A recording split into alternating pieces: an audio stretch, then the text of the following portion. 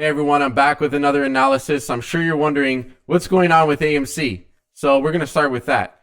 So let's go to AMC, and I talked about this in the last video. I said we're going to be looking for some profit taking because it was overextended, the volume was very high, and I said a very good profit taking target would be that previous all-time high, which was before it was $36.13. AMC hit a high of $36.72 on Friday. First thing in the morning, we gapped up.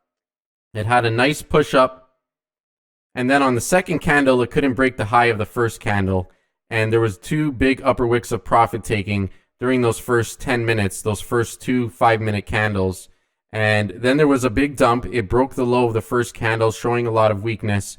There was a nice rebound. We essentially had a double top where we topped out the second time at 35.85. And then the rest of the day was not so pretty for the bulls. So what happened here? Well, first of all, it was way overextended. It was way too far from my 4-day moving average. And like I said, it touches that red line almost every day. And it was all the way up here, and the red line was all the way down here. It was way too far away. Now, gap ups are typically for selling too. They say gap ups are for selling, gap downs are for buying. It's not always the case, but often it is the case. So we did gap up. It ran initially, and then there was a lot of profit taking as soon as it passed that all-time high, as I was anticipating and talking about in my last analysis video. So what are we looking for come Tuesday when the U.S. market reopens? Well, I would say we're either looking for, okay, are we going to gap up? Is it going to open high? If it opens high, if it opens up 5, 10, 15, 20% again, I'm going to assume that people are going to take profits and it's just going to be another sell-off personally, because there's a lot of money now sitting in the red from Friday. You know, people are already down all kinds of money. They bought, whoever bought at 36, 35, 34, 33, 32, 31, 30, 29, 28, 27, 26. They're all sitting in the red.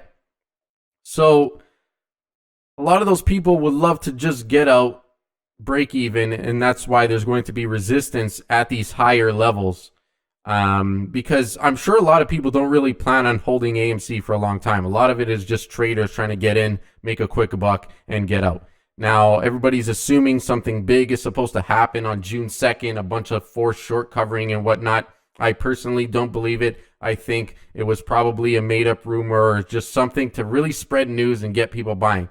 But even if it is based on some sort of truth, I wouldn't be surprised it's still a sell the news event. You have to remember, people are up all kinds of money over here. You know, somebody with big money, they're up hundreds of thousands or millions of dollars over here. It only makes sense to take some money off the table. So I would think if we do gap up, we're probably going to sell off, drop to the 4-day moving average if it gaps up. If we gap down and we open around the 4-day moving average or slightly below, I wouldn't be surprised that's a buying opportunity for a quick flip where we actually open low and then we run a little bit and you can make maybe an easy 10, 15% because this stock is highly volatile. I'm not suggesting that you do that if it gaps down. I'm not suggesting you buy. This is not investment advice. I'm just saying based on typical things that I see, that would be the likely scenario. So a gap down would be for buying. Could see a nice rebound. A gap up could see a sell-off. Why would a gap down be for buying? Well, a lot of people looking to get in cheaper.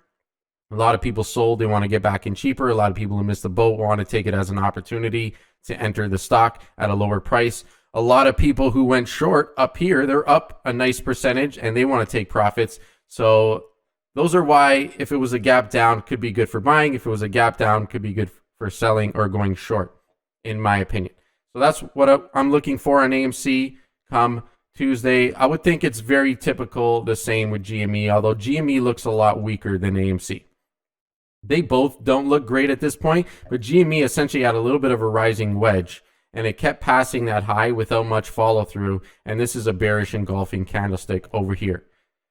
And now we even closed below the 4-day moving average, so our next target would be, based on my strategy, the 8-day moving average, which is currently sitting around $203, but it'll be a bit higher come Tuesday when the markets open as the average changes with each day with each new candlestick.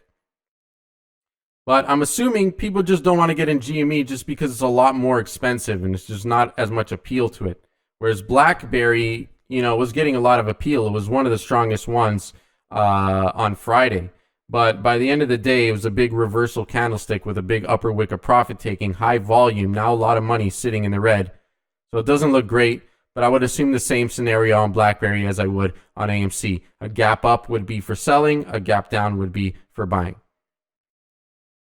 We look at Tesla, looking like healthy consolidation over here, although it did break this resistance with no follow through an upper wick of profit taking over there. I'm a little unsure right now. I would think there would be a little bit more of a pullback before deciding the next move. Now we look at QQQ, which is tied to the Nasdaq.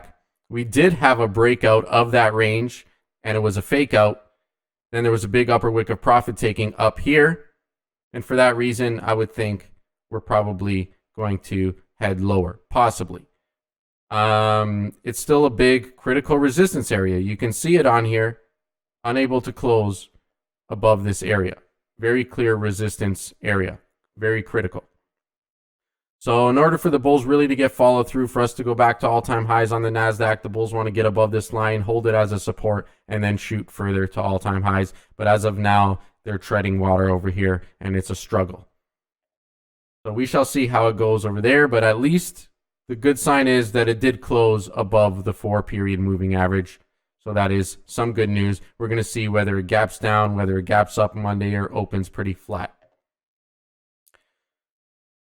Bitcoin, I saw this trend line coming up, and I said, okay, it's probably going to bounce here because the bulls are trying to form a trend line over here. They're trying to form a little bit of a cup and handle over here, which looks a lot clearer on Ethereum than it does on Bitcoin.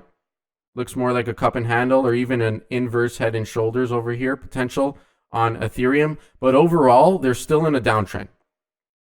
Green day today, the trend has not officially changed yet. Okay, you still got lower highs and lower low. As of now, this is just another lower high on the 4-hour time frame. Now, it's looking a little bit like a bull flag. So we're going to break out to higher highs, and then if so, then we're starting to see some more positive signs develop on the chart for Bitcoin and for crypto. But as of now, it's still in a downtrend. And we look on that daily, and this is what the bulls are looking for. They're essentially looking for this green day, and then they want another push. And they want to break this resistance up here to really start pushing and potentially eventually go back up to those all-time highs. But I don't think that's going to be an easy feat because there's a lot of money sitting in the red. A lot of people that would love to just cash out, break even, or take smaller losses. So I don't think it's going to be an easy feat for these to get back up to their highs anytime soon. But the bulls are making some headway today. But as of now, the red line, 4-day moving average, continues to be resistance. So until we start closing above that line and we get follow through confirmation on a candle, overall we are still sitting in a downtrend on crypto. So that's my quick analysis for today. I don't want to make this video too long, so I think I'm going to leave it at that. I'm going to be dropping new videos daily, and I also want to do separate videos for gold, for the top trending stocks, for top long-term picks, and a lot more. So there's a lot more to come. Subscribe, check it out. Check out the course. I offer a great course that teaches you all about this technical analysis stuff. And you're going to learn a lot in the course, more than you're going to learn on my YouTube. And the course is also very detailed in terms of everything and teaching you about ETFs, dividends, drip, long-term investing strategies, day trading strategies, swing trading strategies, different psychologies, different phrases, all kinds of different things that's important for you to be successful in the market. So check that out if you're looking to learn more. And that's it. Have a great weekend. Have a great rest of your Sunday. We'll talk soon.